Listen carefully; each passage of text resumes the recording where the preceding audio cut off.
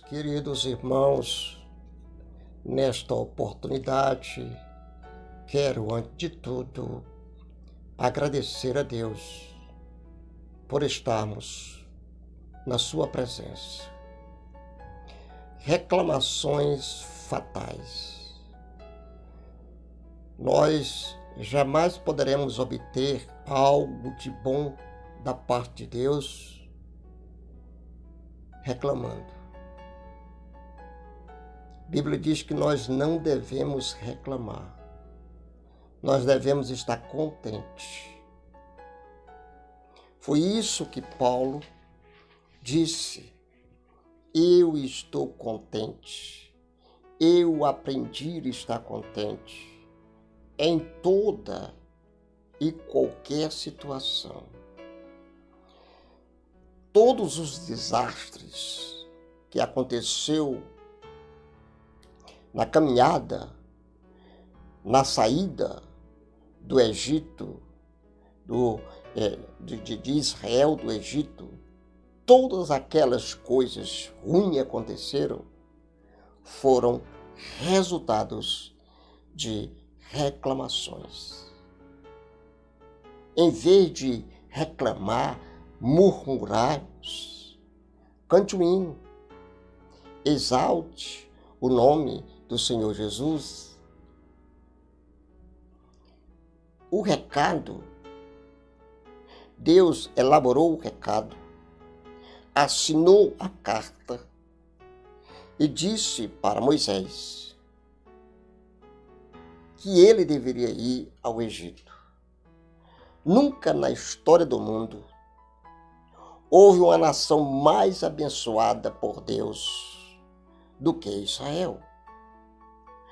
Quando Deus mandou Moisés para resgatar os descendentes de Abraão, Isaque e Jacó da escravidão no Egito, ele diz, olha o que ele diz, dirás a Faraó, tá?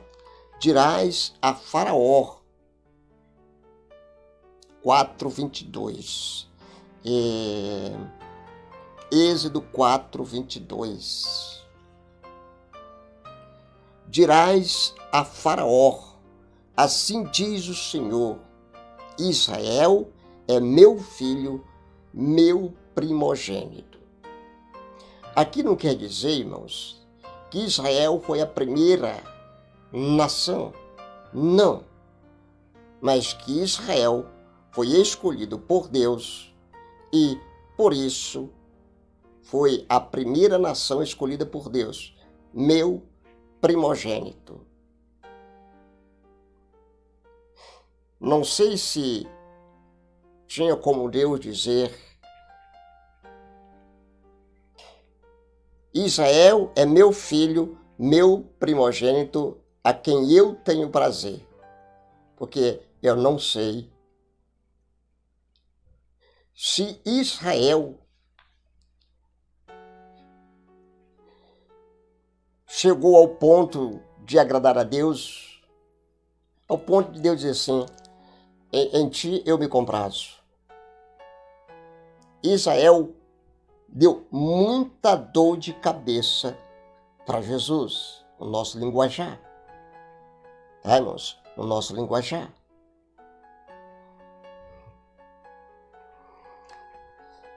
A palavra primogênito, neste caso, não significa primeira nação a existir, pois o Egito e outras nações foram organizados antes de Israel. Este povo foi o principal herdeiro e nação especialmente escolhida por Deus. Tornou-se primogênito. Nós fomos escolhidos por Deus. Somos primogênito de Deus. Aí, irmãos, este resumo introdutório aspira-se à declaração de Arão, fizera todas essas, a declaração conclusiva semelhante a 11, você vai lá ler Êxodo 11, versículo 9 e 10. Irmãos, que Moisés e Arão fizeram todas as maravilhas diante de Faraó. Portanto, os sinais concedidos a Moisés e o uso da vara se aplicaria tanto aos israelitas, 4, 1 a 9 de Êxodo, quanto ao Faraó, para autenticar a mensagem de Moisés. Apesar que todas as maravilhas incluiria também as pragas que Moisés havia de anunciar. Isso é maravilha.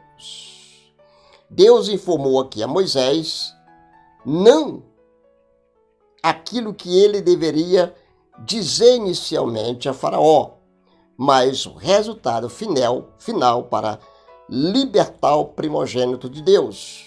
O primogênito do Faraó teria de morrer. Um primogênito morreria e outro primogênito seria liberto. Louvado seja o nome do Senhor Jesus. Conforme promessa feita ao longo dos 4 séculos, Deus libertou seu povo da escravidão e conduziu à liberdade. Os israelitas saíram do Egito com destino à terra prometida. Eles não sabiam onde essa terra onde era a terra, qual a distância, mas saíram. Mas o que prejudicou mais Israel foram os estrangeiros que aproveitaram a oportunidade e encharcaram em Israel. E eles reclamavam e o povo também reclamavam. Quer dizer, Deus tirou Israel do Egito, mas o Egito não saiu de Israel. Então, a viagem poderia ser feita em dias ou semana, poucos dias ou 2 semanas, mas Deus cuidou de outra necessidade dessa nação antes de deixá-lo a continuar a jornada para tomar posse da herança de Canaã. Foi o que ele fez. Para chegar à terra de Canaã, tinha que passar pelo deserto, pois deserto é a escola do cristão.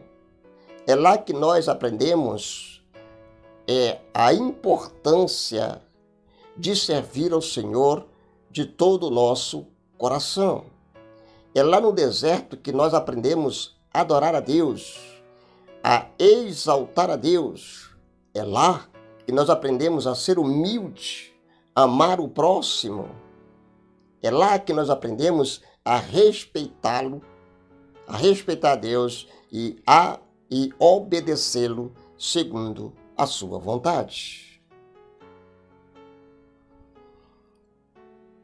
Conduziu o povo ao deserto de Sinai, onde foi revelada a reconstituição ou a constituição da nação. A lei dada por meio de Moisés para frisar a importância de sempre manter comunhão com Deus. Para isso, Deus entregou para Moisés a lei, tá certo? E eles deveriam obedecer, porque era de suma importância para a comunhão com Deus. Ele também deu instrução para a construção de uma tenda ou tabernáculo, que serviria como templo móvel, no caso, a arca. Durante suas jornadas, os israelitas sempre teriam este tabernáculo bem no meio do acampamento, para relembrar a presença de Deus entre eles. Todo esse processo levou pouco mais de um ano. Fizeram o tabernáculo, e o tabernáculo deveria ou estavam sempre com eles. Deus é maravilhoso, é santo. Quando tudo estava pronto, Deus mandou que os israelitas deixassem o lugar do seu acampamento, isso no Monte Sinai, para subirem e tomarem posse da terra prometida. Subiram. Mal começava a viagem, os problemas surgiram.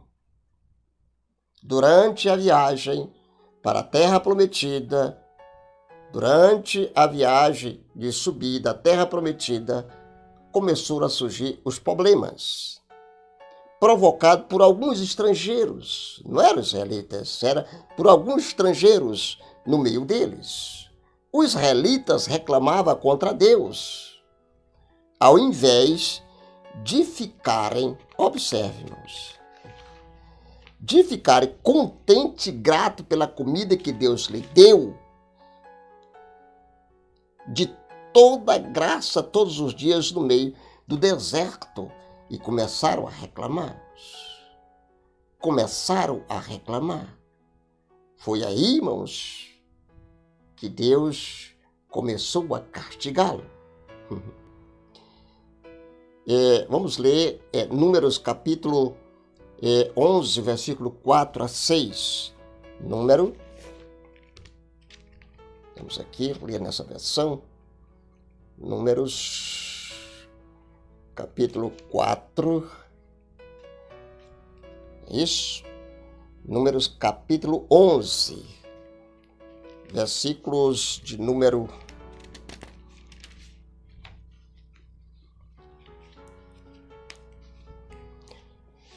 4 e 6. Leiamos. Versículo 4 e 6 diz assim: um grupo de estrangeiros que havia no meio deles estava com muita vontade de comer carne. Irmãos, você está comendo maná, irmãos. O maná era de graça. E até os próprios israelitas voltaram a reclamar, dizendo: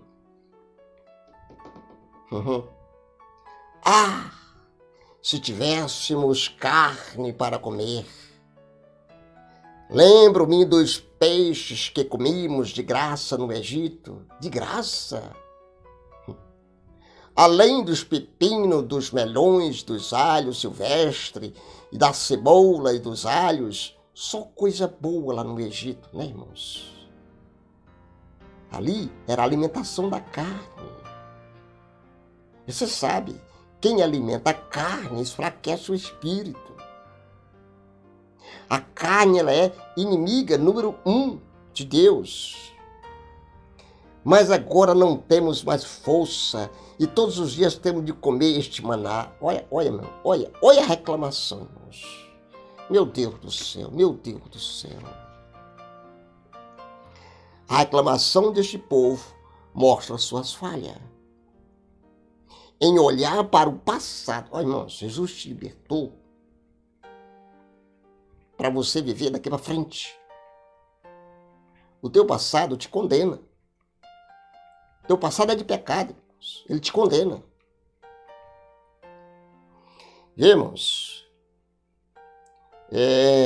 a reclamação desse povo mostraram suas falhas em olhar para o passado e presente e futuro. Olharam para o passado com lembrança distorcida. Mentira. Que disse que era de graça e não era. Distorcidas, irmãos. Falaram de comer bem e de graça. Eles não se alimentavam bem. E nem muito menos era de graça.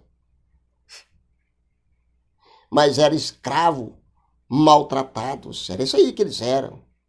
Não pensaram bem, irmãos, sobre o presente, pois a viagem seria de poucos dias e não teria que caçar ou buscar comida no meio do deserto, porque Deus lhe dava o sustento, irmãos, de graça, irmãos. Não era necessário aquele povo trabalhar para comer carne. Não. Tem muita gente que está na igreja, mas está com saudade lá dos repolhos, dos pepinos, que são o quê? Os pecados que Deus não aprova. Aliás, Deus não aprova nenhum tipo de pecado. E muito menos considerar o futuro, mas mesmo se sofresse por algum tempo no deserto, a recompensa da terra prometida seria muito maior do que qualquer sofrimento temporário.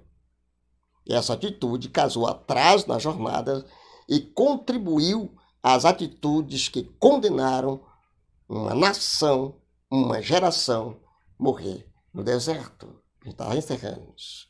A murmuração de Israel contra Deus foi um dos principais pecados condenado pelo Senhor. Paulo comenta em 1 Coríntios, irmãos, Paulo comenta sobre este fato e utiliza o mau exemplo deste povo para avisar do perigo do mesmo erro. Irmãos. Nem murmureis, como algum deles murmuraram e foram destruídos pelos exterminadores. Essas coisas lhe sobreveio como exemplo para nós, irmãos, e foram escritos para advertência nossa, de nós, de outros, sobre quem os fins dos séculos tem chegado. Não é suficiente apenas condenar a murmuração. É preciso tratar da atitude errada que leva a este pecado. Muito cuidado. Quando o homem se esquece de Deus e de sua dependência no Criador, ele deixa de ser grato pelas bênçãos que recebe do Senhor. Não, e todos nós, mesmo os que não servem ou nem acreditam em Deus, no Senhor, somos por eles abençoados. Assim, Paulo associa a falta de gratidão com uma lista interminável ou terrível de pecado. Para evitar o grave erro de reclamações fatais, vamos ser gratos por Deus, por tudo que Deus nos dá. Leia 1 Tessalonicenses 5,18, que nos diz: em tudo dai graça, porque esta é a vontade de Deus em Cristo Jesus para convosco. Amados irmãos em Cristo Jesus, resta-me agradecer a você que bondosamente assistiu o vídeo por completo. Você é um campeão. Solicito a vocês que se inscrevam no canal, ativem o sino de notificação e compartilhem este vídeo em nome de Jesus. Não esquecendo de dar o like. Amém, Jesus.